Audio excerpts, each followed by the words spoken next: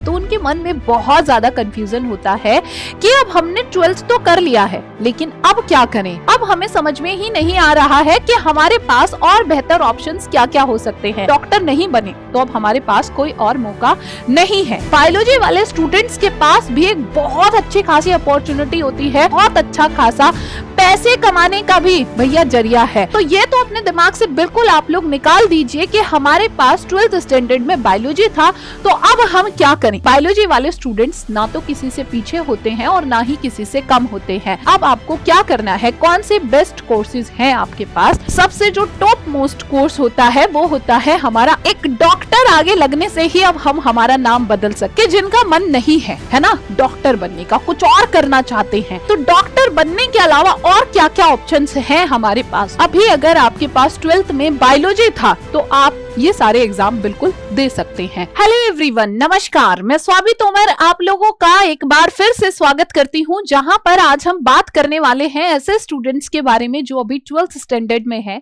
या फिर 12th पास कर चुके हैं, है ना। तो उनके मन में बहुत ज्यादा कंफ्यूजन होता है कि अब हमने 12th तो कर लिया है, लेकिन अब क्या करें, है ना।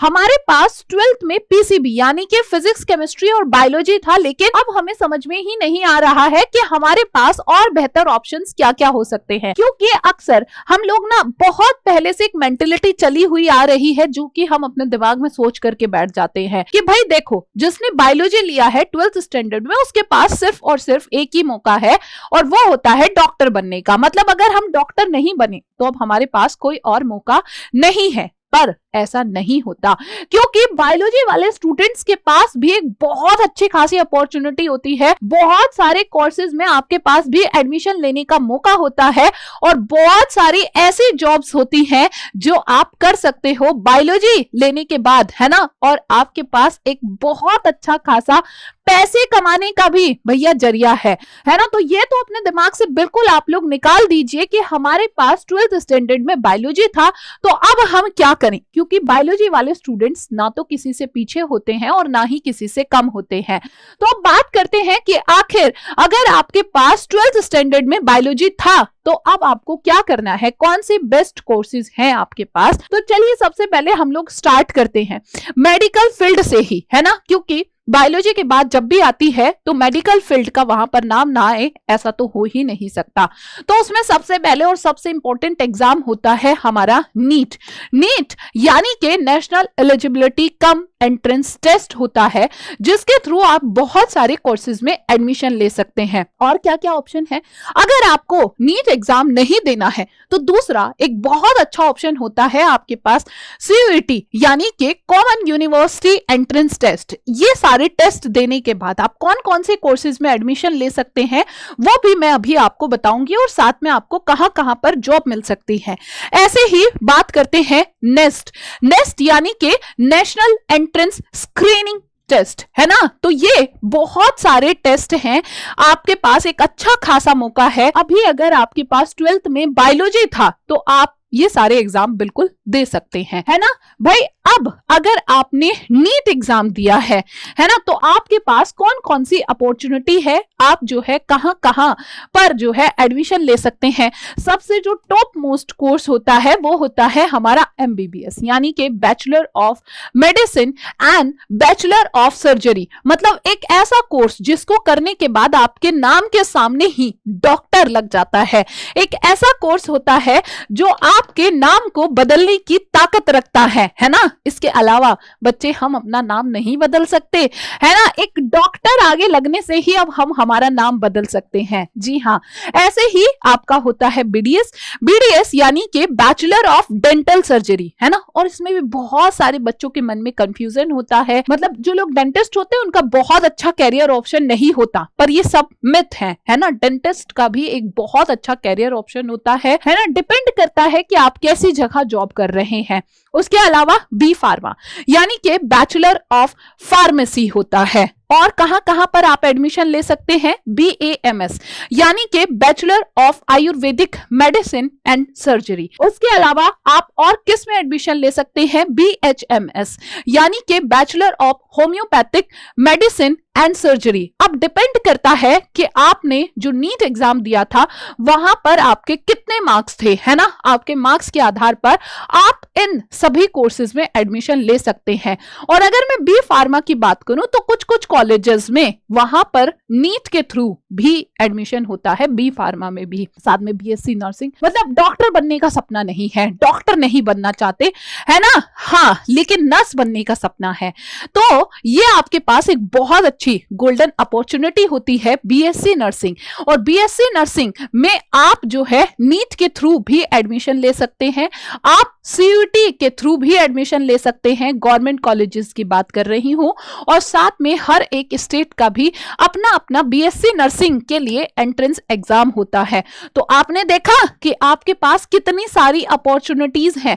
उसके अलावा आप BPT, बायोटेक्नोलॉजी, है ना, clinical research, BTech, biotech, BSc, बहुत सारे ऑप्शंस आपके पास होते हैं। अब बात करते हैं कि अगर आपने नीट एग्जाम दिया है ना, और आप डॉक्टर बनने वाले हैं, है ना, तो भाई डॉक्टर की सैलरी कितनी होती है?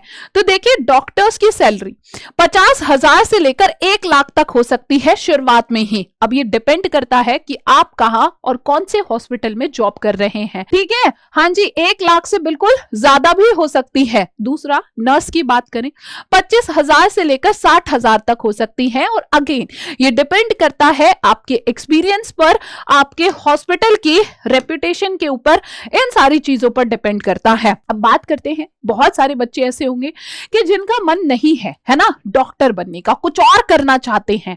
जैसे कि अक्सर हम सोचते भी हैं कि भैया हमने बायोलॉजी ले लिया है ना, तो डॉक्टर बनने के अलावा और क्या क्या ऑप्शंस हैं हमारे पास। तो अब मैं यहां पर बात करती हूं BSc, है ना भाई। BSc, हम BSc में कैसे एडमिशन ले सकते हैं? तो BSc में एडमिशन लेने के लिए अभी जो मैंने आपको बताया है, CUT का एग्जाम हमें देना होता है, और जिसमें अलग अलग यूनिवर्सिटी में, है ना, अलग अलग कॉलेजेस में हम जो है BSc में एडमिशन ले सकते हैं अलग अलग कोर्सेज के हिसाब से, ठीक है। BSc लाइफ साइंसेस की बात करती हूं, और अब आप बोलोगे कि BSc में एडमिशन लेने का फायदा क्या है ना, वो सारी बात मैं आपके साथ करने वाली हूं।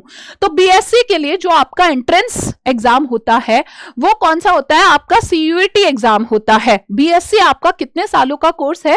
3 साल का आपका कोर्स है, और जिसके बाद आपके पास एक बहुत अच्छी अपॉर्चुनिटी होती है ना। कौन सी अपॉर्चुनिटीज होती हैं? हम बहुत सारे टीचिंग के फील्ड में जो है अपना कैरियर बना सकते हैं, हम रिसर्च के फील्ड में अपना कैरियर बना सकते हैं, और बहुत सारी ऐसे गवर्नमेंट जॉब के भी फॉर्म होते हैं, जैसे आपका जितने भी ऑफिसर्स होते हैं, है ना, IPS ऑफिसर हो गया।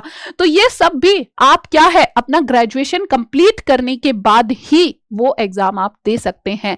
तो यहां पर अगर हम लोग सैलरी की बात करते हैं कि अगर आपने BSc किया है तो उसके बाद आपकी सैलरी कितनी हो सकती है, अब ये डिपेंड करता है कि अब आप इसके आगे कौन सा फील्ड चूज कर रहे हैं। जैसे मैं अब यहां पर सबसे पहले बात करती हूं टीचिंग की ही, है ना। टीचिंग वाले फील्ड में मान लीजिए आपको जाना है, अभी आपके पास 12th स्टैंडर्ड में क्या था? PCB यानी कि बायोलॉजी। तो आपने BSc में एडमिशन ले लिया है CUT के थ्रू, है ना। BSc के बाद आपको B.Ed करना होगा, और B.Ed करने के बाद आपके बहुत सारे फॉर्म्स निकलते हैं, तो वो आप देने के बाद बिल्कुल गवर्नमेंट टीचर बन सकते हो। और गवर्नमेंट टीचर्स की अगर मैं सैलरी की बात करूं तो 50-60 हजार रुपए से उनकी स्टार्टिंग होती है ना। अगेन ये डिपेंड करता है, क्योंकि वहां पर भी बहुत सारे जो है पोस्ट होती है, स्कूल कॉलेज होते हैं, तो उसके हिसाब से डिपेंड करता है। बहुत सारे बच्चों का मन होता है कि हमें टीचर से भी ऊपर कुछ बनना है। टीचर से ऊपर भी कुछ होता है क्या? बिल्कुल होता है। तो आप BSc के बाद क्या कर सकते हैं? MSc कर सकते हैं। MSc जो है आपका क्या होता है? ये आपका 2 इयर्स का होता है, ठीक है। MSc आपका कितना होता है? 2 इयर्स का होता है। अब बात करते हैं, फिर आपने MSc किया, MSc करने के बाद एक एग्जाम होता है NET JRF का एग्जाम, है ना, जिसके थ्रू आप अपना PhD में एडमिशन ले सकते हैं। और PhD पीजी में एडमिशन जब आप लेते हो और अगर आपका जेआरएफ क्वालिफाई है तो आपको अपनी पीएचडी की पढ़ाई के दौरान एक बहुत अच्छा खासा स्कॉलरशिप का अमाउंट भी मिलता है, जिसमें आपका 50,000 तक का स्कॉलरशिप है। 50,000 रुपए महीना स्कॉलरशिप आपको मिलती है। ठीक है, तो देख रहे हो आप, यहां पर आप पीएचडी करते हैं तो आपके पास फिर से दो ऑप्शन होते हैं। एक लेक्चरर कौन होते हैं? जो कॉलेजेस में पढ़ाते हैं बड़े बच्चों को, है ना, जिनकी सैलरी आपकी अप्रॉक्स 1 लाख से स्टार्ट होता है ना। और दूसरा आपके पास एक सुनहरा मौका होता है यहां से रिसर्च के फील्ड में जाने का, है ना।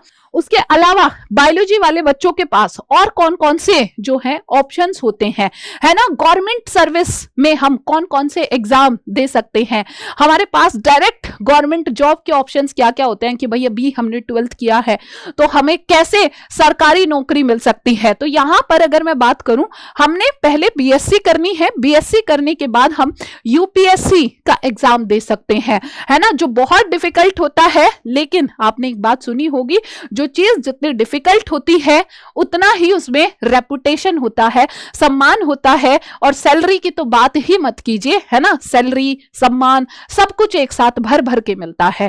ठीक है, उसके अलावा और कौन कौन से ऑप्शन होते हैं आपके पास? एसएससी में बहुत सारी जॉब्स होती हैं।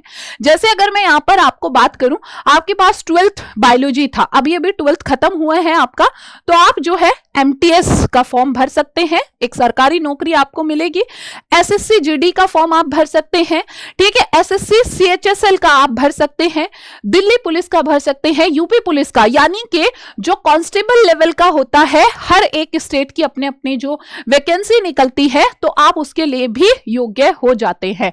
ठीक है, साथ में मैंने अभी अभी आपको बताया ये तो 12th लेवल पर डिपेंड करता है, डायरेक्ट अभी आपका पीसीबी 12th था तो आप इनके लिए फॉर्म भर सकते हैं और ये सरकारी नौकरी आपकी हो जाएगी। अब बात करते हैं यहां पर ग्रेजुएशन लेवल पर कि हमने बीएससी कर लिया है ना, हाँ जी, बायोलॉजी से, अब हम क्या करें?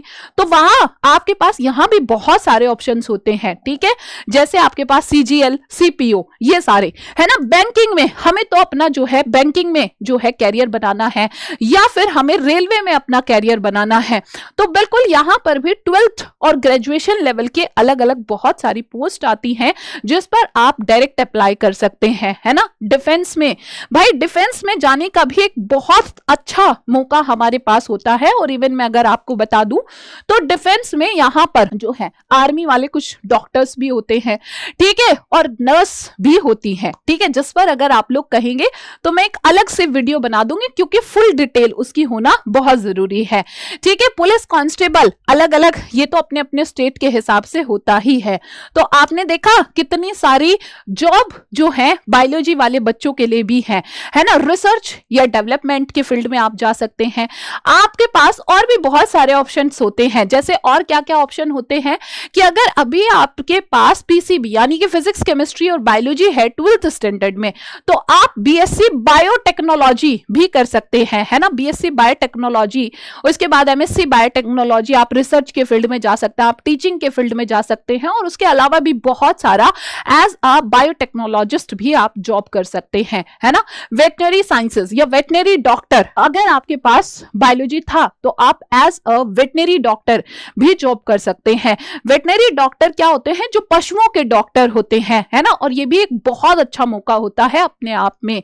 ठीक है, जिनकी सैलरी अगर आप एक अच्छे हॉस्पिटल में जॉब करते हैं तो 80 से वही 1 लाख के आसपास होती है। ठीक है, public health officer, government hospital में भी बहुत सारे जॉब्स यहां पर निकलती हैं जिनका अलग अलग सैलरी डिपेंड करता है। अगर हम यहां पर सिविल सर्विसेज की बात करें तो उनकी सैलरी कितनी होती है? 6.5 लाख से 7 लाख के अप्रोक्स हो सकती है। असिस्टेंट प्रोफेसर की बात करते हैं, जो मैंने अभी अभी आपको बताया है कि अगर आप रिसर्च के फील्ड में जाते हैं, मतलब अगर आप बीएससी करते हैं, आप एमएससी करते हैं, पीएचडी करते हैं, तो उसके बाद आप एज अ असिस्टेंट प्रोफेसर, ठीक है, हाँ जी, अप्लाई कर सकते हैं, जिनकी सैलरी 6.5 लाख से 7 लाख तक हो सकती है। ठीक है, और ये जो भी सैलरी मैं आपको बता रही हूं ये अप्रोक्स सैलरी है ना।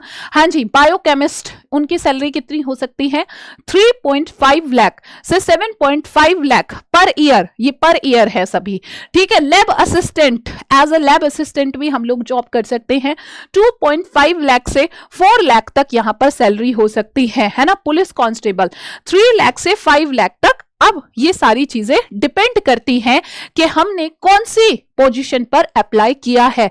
तो अब जॉब में जो है कोई कमी नहीं है। देखा आपने किस तरह से भर भर के आपके पास बहुत सारे ऑप्शंस हैं। तो जल्दी कीजिए। और आपको ये वीडियो कैसा लगा मुझे कमेंट सेक्शन में जरूर बताना है। अगर ये वीडियो अच्छा लगा है तो लाइक और शेयर जरूर करना है। Thank you everyone.